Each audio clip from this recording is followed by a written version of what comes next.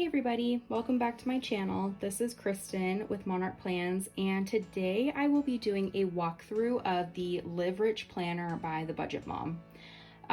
This planner right here is the smaller size planner. It is the fruit theme.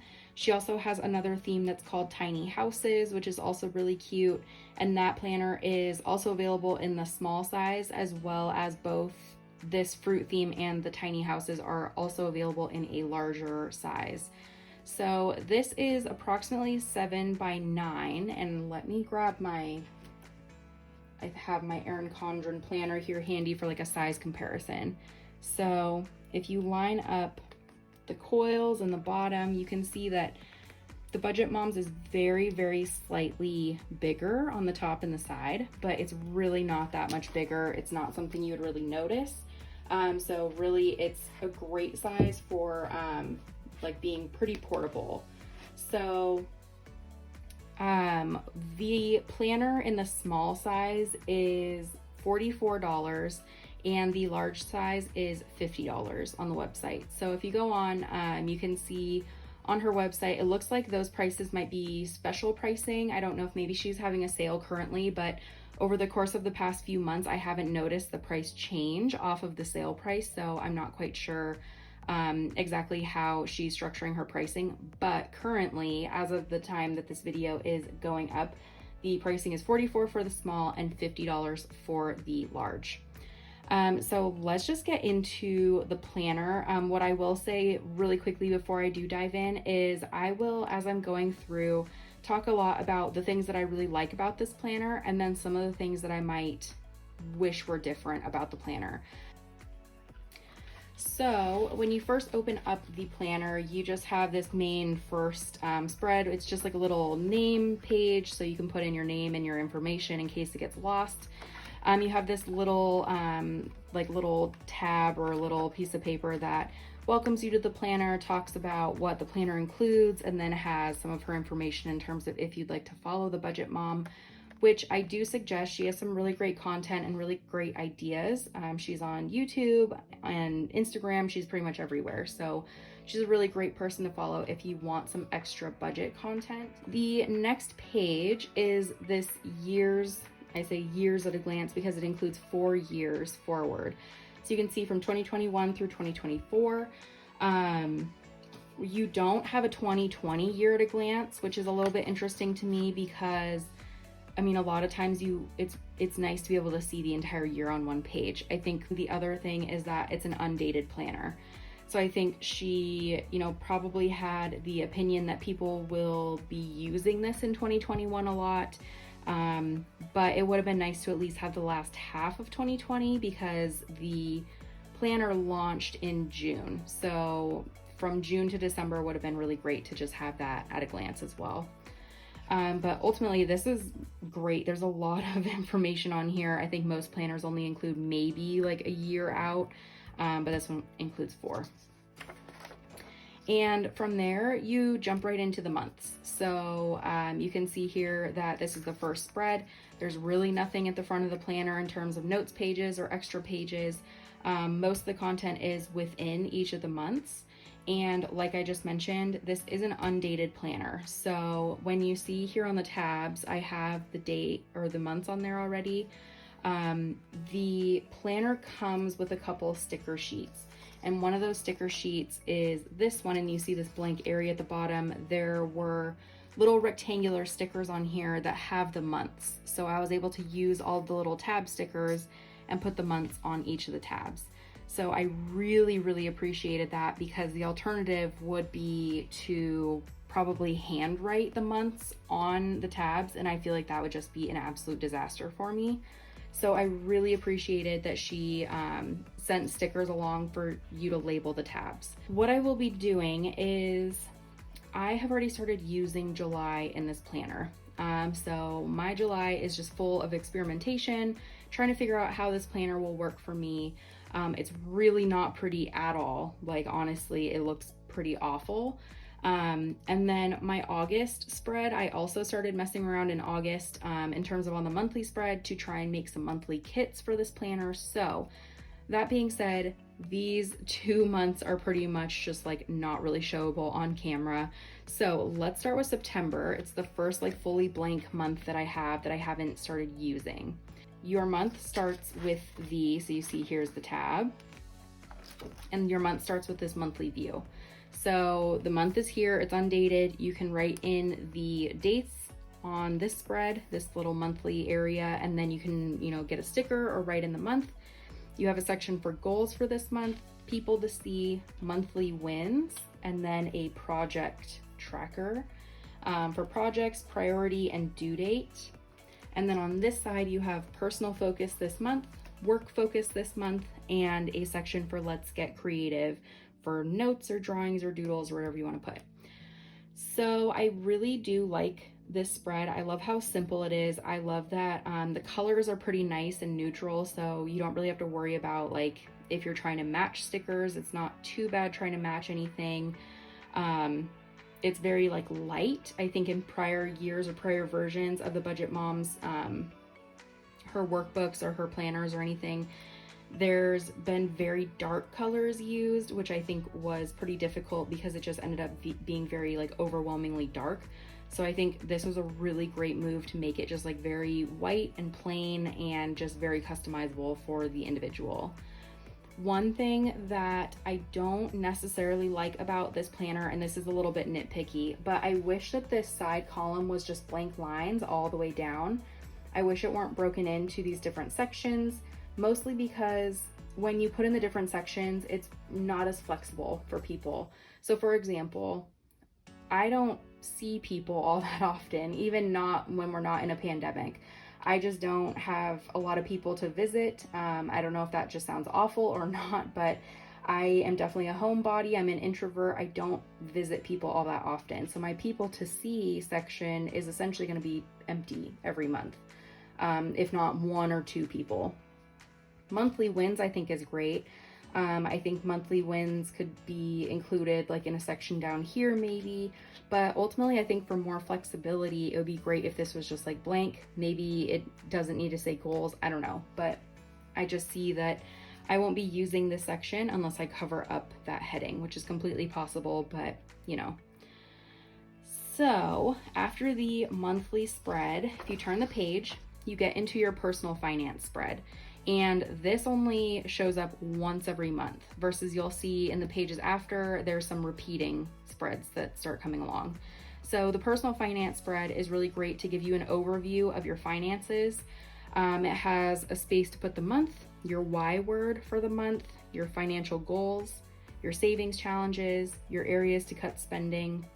And then there are these bigger sections for monthly income, monthly expenses, and then monthly overview.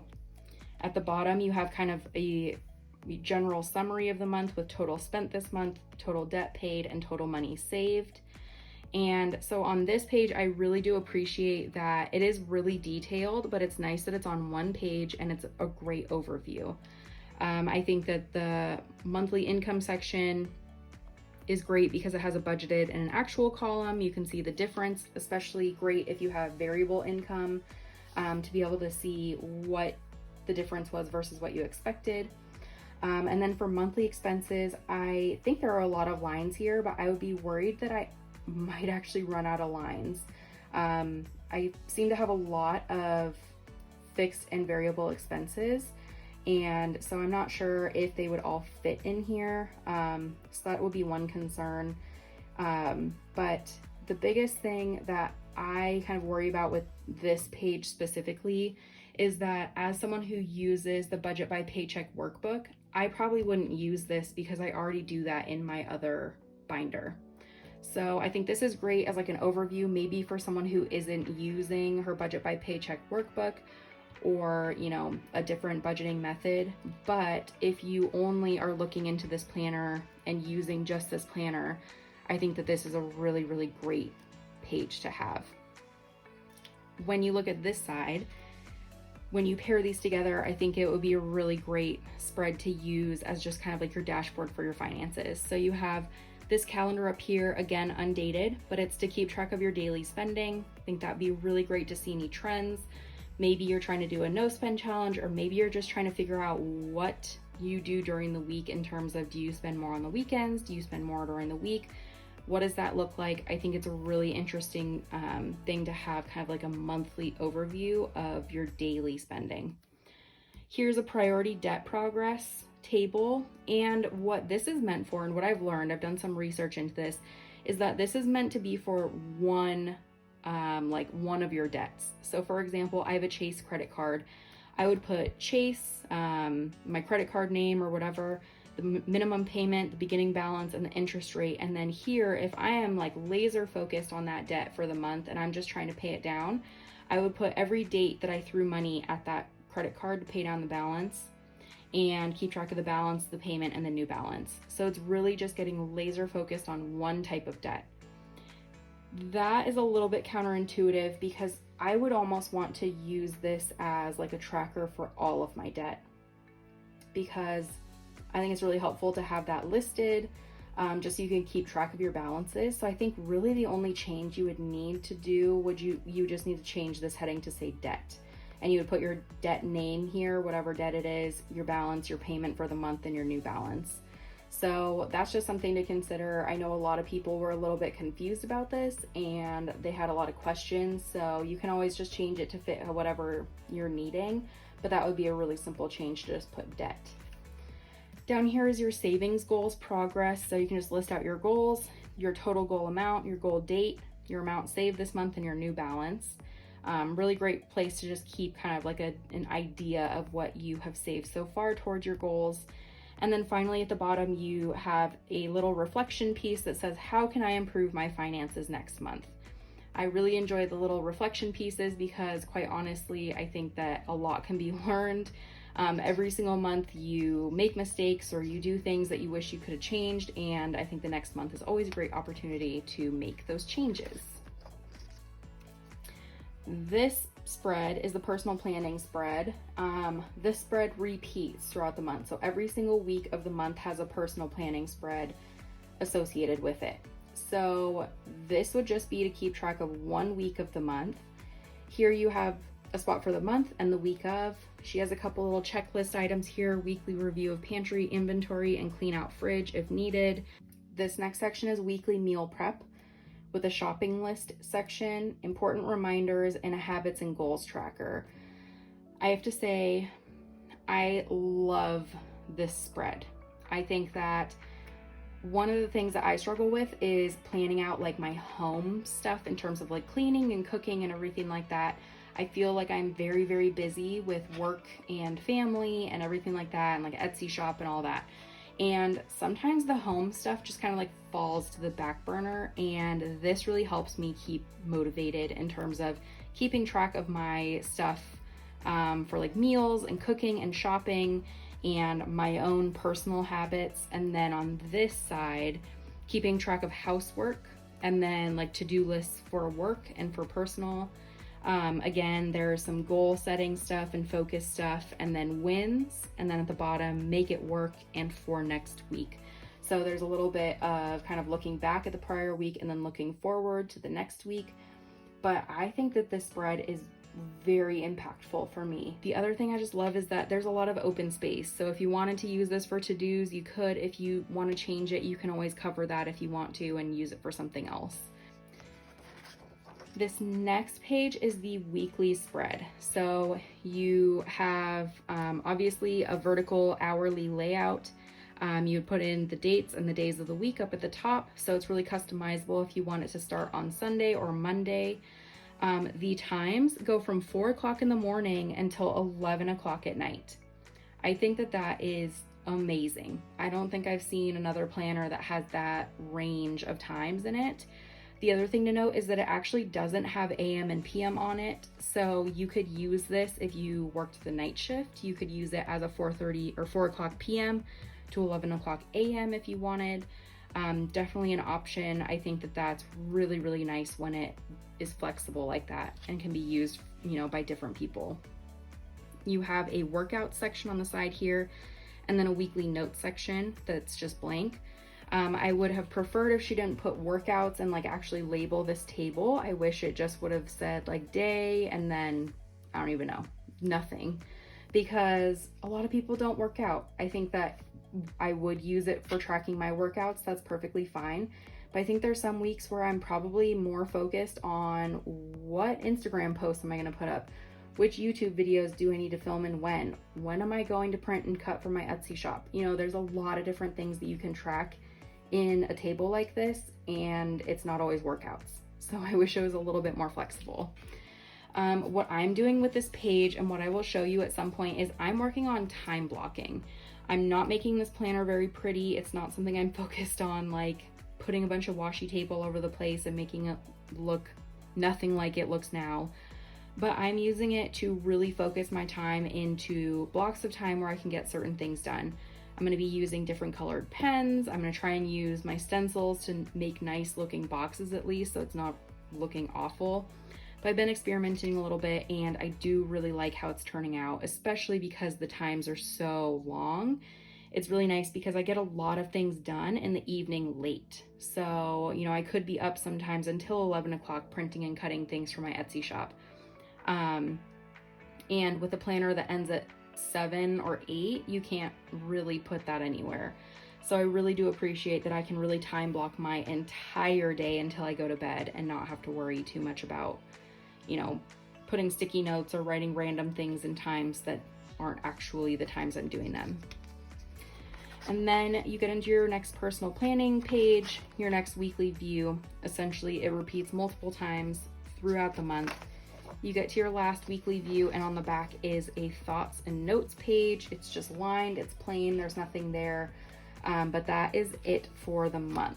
So start out with the month, you have your finances, you have your personal planning, your weekly spread, and then it just repeats throughout the entire month.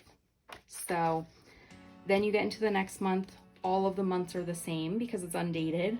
And then finally at the very end of the planner, you just have your last thoughts and notes page, and then you have this little folder, which is really cute. I love how it has like the contrast, and then on this side there are the little fruits here, and then you just have your back cover. Like I mentioned before, this planner did come with some stickers in the back, so I'll give you another look at those. So these are more general, they're just little doodles. You can use a lot of them for like seasonal stuff. So we have some like bats and ghosts and skulls and stuff, and it's like more winter things or school stuff, everything like that. So these are just some really cute doodles. And then these ones are a little bit more holiday specific.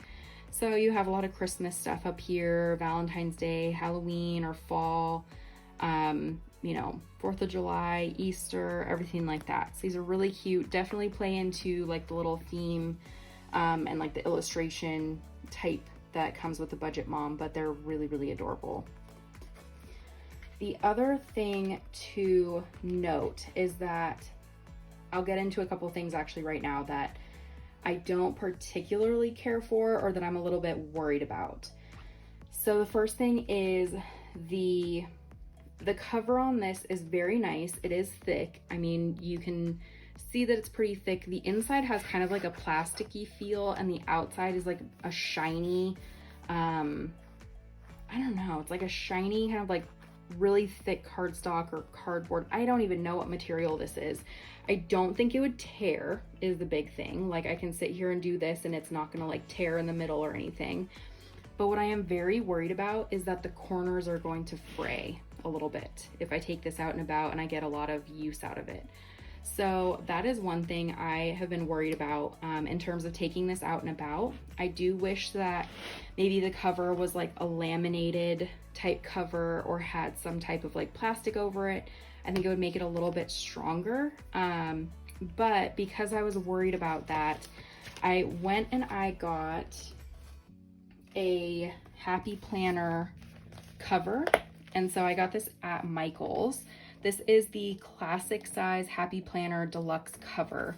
And there's a couple different colors and, you know, versions available, but this one was kind of the best one that I saw. But you just stick your back cover of your planner in this side and you let the front kind of stay loose. You don't stick it in here because it won't close right. And then it fits your planner perfectly. So if I take this, you can see that it fits really, really well. And then it also has this little pen loop on the side. It has like a couple little pockets you can see on the back and in the front.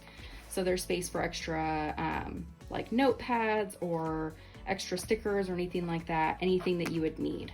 So I'm really glad I did buy this cover so I can take this on the go if I want to and not have to worry about the cover fraying in case, you know, it gets beat up in my purse or something like that. The other thing, and I know a lot of people have been talking about this and asking advice on it, but the paper is really, really good quality. It's really smooth. It feels really nice. I really like writing on it, but it's a little bit thin. It ghosts a little bit. So let me show you an example on one of the spreads where I have been doing some time blocking. So here you can see this is the back of my time blocking spread.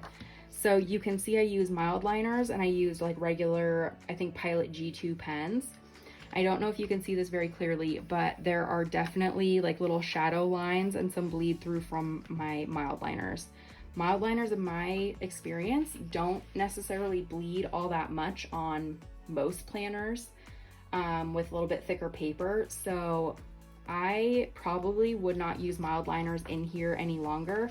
I did buy some other pens that I will be trying. They're just gel pens and they're different colors. So I'm just going to be doing any future time blocking with gel pens, and they shouldn't bleed through, obviously. But yeah, that was a little bit upsetting. I just hope that maybe next year the paper could be a little bit thicker. I know that thicker paper comes with a thicker planner, so this thing is already pretty thick in terms of like its size. I know it probably doesn't look very thick from the top, but it is, just because there's multiple spreads for every single week. The other thing to note is that the coil is very, very large. It's definitely larger than Erin Condren. So let me pull this out. You can see that they're kind of overlapping a little bit, sorry. So hopefully you can see that difference. I don't know if you can see that. So the Budget Moms is huge compared to the Erin Condren planner coil. So that's one other thing to keep in mind. And that also worries me in the sense that I'm worried it might get caught on stuff, like if I do take it in my bag without my cover.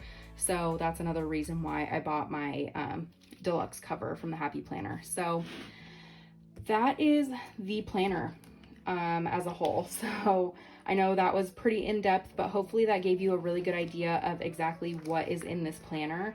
I think it's a really, really great planner if you're looking to have kind of like one place for all of your stuff, your finances, your personal stuff, your to-do lists, and your weekly view, as well as your monthly view. I think that this is a really, really great planner to have. Super flexible because it's undated, and really just a functional planner to have. So if you have any questions or anything about the planner or how I'm using it, please feel free to reach out. I will be doing some videos in this planner sometime soon. I will probably be doing some videos on time blocking. I'll do some videos filling out this personal planning page, doing my meal planning and my house planning. And then, you know, at some point I might show kind of what I'm thinking for the monthly spread in terms of creating kits and everything, but we will have to see. So like I said, feel free to reach out if you have any questions, but if not, just tune in if you are interested in seeing any of those extra videos in this planner. And yeah, I hope this was really helpful. I love going through these new planners and trying to figure out how to use them. So it's always kind of fun seeing how other people, you know, use them and what they think of newer planners. So anyways, I hope you have a great day, and I will talk to you later. Bye.